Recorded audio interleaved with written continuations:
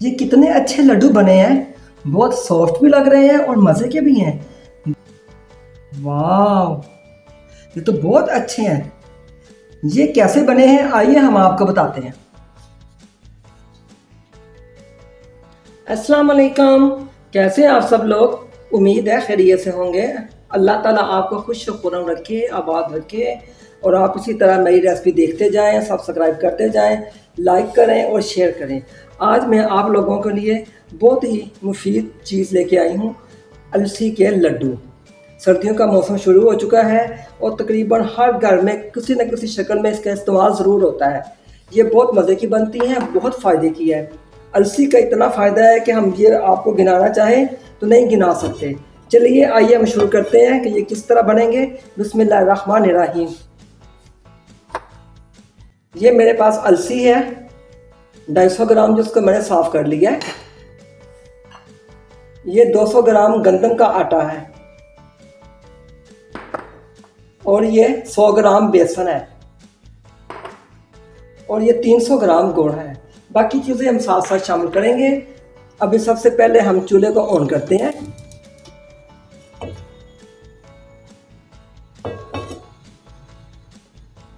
ہم فلیم کو بالکل ہلکا رکھیں گے کیونکہ ہم نے اس میں اس السی کو آہستہ آہستہ بھوننا ہے۔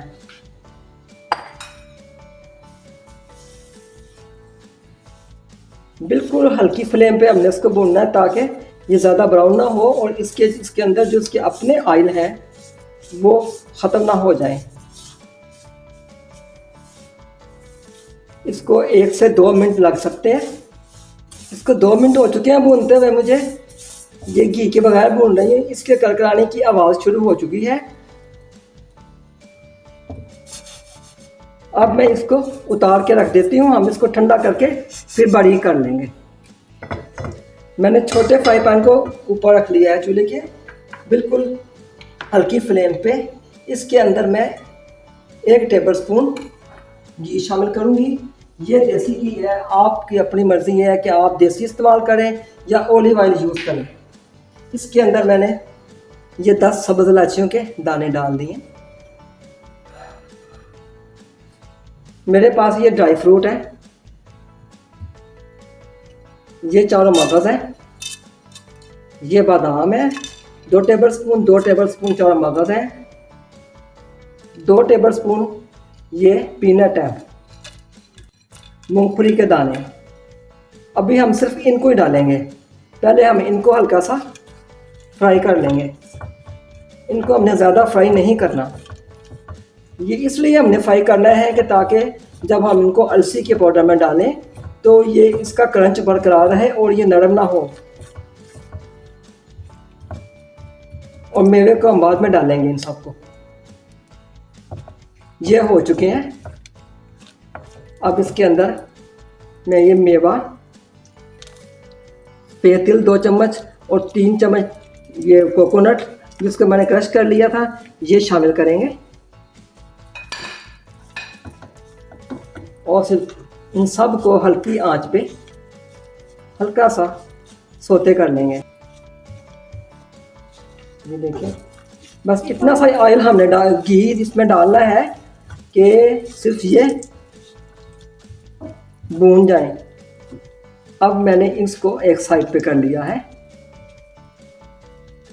اور اس کی ایک سائڈ پہ میں یہ سونٹ پاؤڈر، ادرک کا پاؤڈر جس کو ادرک کو خشک کر کے بنایا جاتا ہے، یہ شامل کر دوں گی۔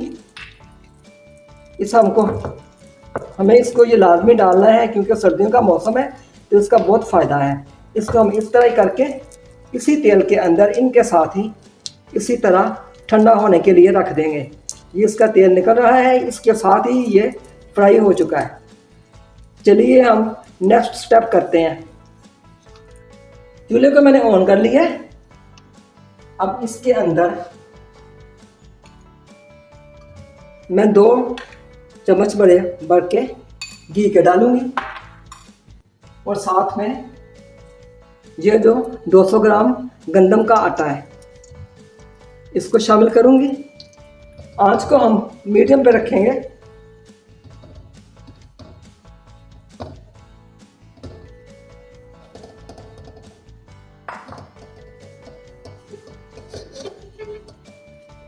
और हम इसको आहिस्ता आहिस्ता भूनते जाएंगे।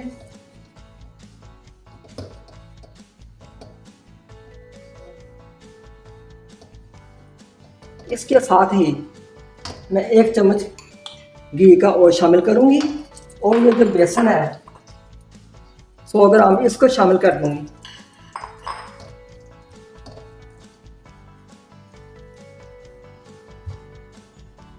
अब इन दोनों को हल्के हाथ से हम आराम आराम से स्लो फ्लेम पर भूनेंगे। इनको भूनते भूनते मेरा ख्याल है कि ये कोई 5 मिनट तक ब्राउन हो जाएगा और साथ साथ हमने इसको हिलाते जाना इसी तरह। आप अगर मेरे चैनल पे नए हैं तो उसे सब्सक्राइब करें, लाइक करें और बेल आइकॉन का बटन दबा दें।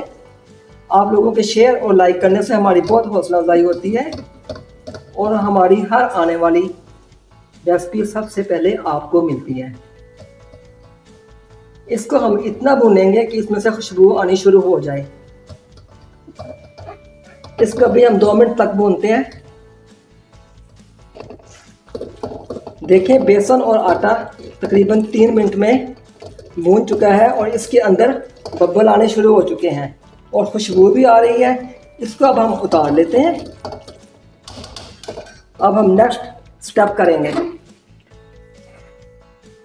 अब मैंने सॉस पैन में आधा कप पानी का शामिल कर लिया है और साथ में ये 250 ग्राम 300 ग्राम गुड़ है।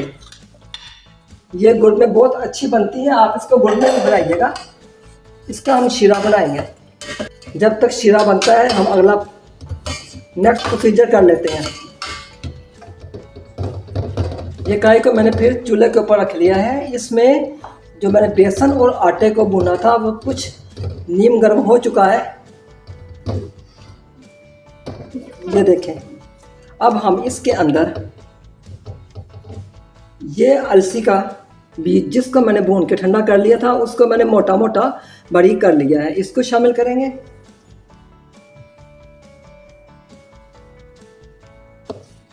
और इसको हल्के हाथ से हम हिला देंगे। ये अलसी के इतने फ़ायदे हैं कि आप सुने तो हैरान रह जाएं। कोलेस्ट्रॉल वालों के लिए बहुत तकसीर है। दिल की शरेयानें बंद जो होती हैं वो इसके इस्तेमाल से खुल जाती हैं। कैंसर के खुलियात जो जिस्म में बनते हैं उनको ये ख़त्म करता है। मोटापे को ख़त्म करता है। इसके बहुत ही फ़ायदे हैं। इसकी अगर 1 चम्मच भी हम खा लें रोज़ाना तो ये जिस्म से फासद मादों को निकाल देता है, कब्ज़ कुशा है। इसके बहुत ही फ़ायदे हैं। ये आप ज़रूर बनाएं और बच्चों को ज़रूर दें, छोटों को भी दें, बड़ों को भी दें। ये बहुत फ़ायदे की चीज़ है। अब इसके अंदर मैं ये ड्राई फ्रूट जो मैंने फ्राई किए थे वो सारे शामिल कर दूंगी। अभी चूल्हा बंद है, चूल्हे को मैंने ऑन नहीं किया। इसके अंदर मैंने ये सब नट्स डाल दिए। अब इसको अच्छी तरह हिलाएंगे। अब इसके साथ ही ये जो गुड़ का शीरा मैंने तैयार किया था ये अभी नीम गर्म है। इसको हम छान कर इसके अंदर आहिस्ता आहिस्ता शामिल कर देंगे। हम इसको लाजमी छानेंगे ताकि गुड़ के अंदर जो कुछ ज़रात होते हैं जब मिट्टी रेत हो तो वो निकल जाए। अब हम चूल्हे को फिर दोबारा हल्का सा ऑन करेंगे।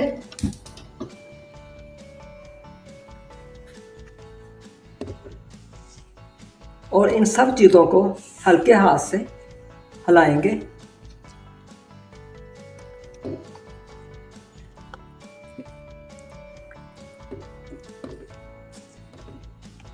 अलसी कोलेस्ट्रॉल को कम करती है। ये शुगर वाले आदमी के लिए बहुत अच्छी है। शुगर जो समय बनती है उसको कम करती है, मोटापा कम करती है, खून की शरेयानें जो हमारी जिनके अंदर चर्बी जम जाती है उसको क्लियर करती हैं। इसमें फाइबर भी है, इसमें प्रोटीन है, इसमें सब कुछ है। इसमें आप इसको ज़रूर बनाएं और बच्चों को दें। इस तरह आप इसके लड्डू बना के छोटे बड़े बच्चों को खिला सकते हैं। ये थोड़ा सा और गर्म हो जाए। आज की टिप, स्मोक का मौसम है اور بچوں کو زکام کھانسی اور بلغم بہت زیادہ ہے، چھوٹے بچوں کو اتنی مشکل ہو چکی ہے، ان کے لیے آپ ایک قہوہ بنائیں، 1 کپ پانی لے کر اس میں 3 لونگ شامل کریں، 1 بادیان کا پھول ڈال لیں، 1 انچ کا ٹکڑا دال چینی کا پاؤڈر ڈالیں یا اس کی سٹک ڈال لیں، اور ساتھ میں 2 سبز الائچیاں۔ پانی کو پکا کر آپ آدھا کپ کر لیں، اس کے اندر چاہے تو آپ گڑ ڈال لیں، چاہے تو شہد ڈال دیں۔ چھوٹے بچے کو دن میں 3-4 دفعہ چمچ کے ساتھ پلائیں، اس سے بچے کو کافی حد تک افاقہ ہوگا۔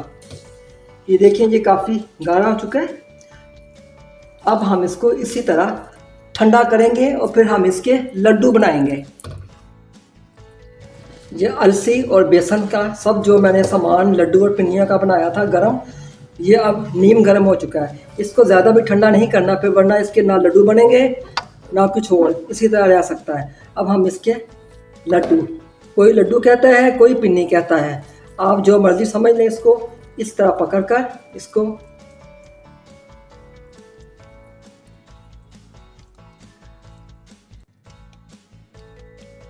ایک سائز کی ہم اس طرح اس کی لڈو بنائیں گے۔ اگر آپ کو سائز چھوٹا بڑا ہو کہ ہمیں سائز کا سمجھ نہیں آ رہی تو آپ کوئی چمچ لے لیں، اس طرح اس کو ایک طرح پورا کر کے اس طرح لڈو بناتے جائیں۔ ابھی ہم سارے لڈو بعد میں بنا کے آپ کو دکھاتے ہیں۔ دیکھیں ماشاءاللہ کتنی اچھے لڈو تیار ہوئے ہیں، یہ آپ ضرور بنائیں، بچوں کو بھی دیں، بزرگوں کو بھی دیں۔ اس میں کوئی ایسی چیز نہیں ہے کہ جو وہ نہ کھا سکیں، یہ ہر چیز ان کو فائدہ دے گی۔ آپ یہ بنائیں، مہمانوں کو دیں، بچوں کو دیں، اور مجھے دعا میں ضرور یاد رکھیں، اور آپ بنا کے مجھے کمنٹ باکس میں بتائیں کہ آپ کی اس ریسپی سے کیسے اچھے لڈو بنے ہیں۔ اللہ حافظ۔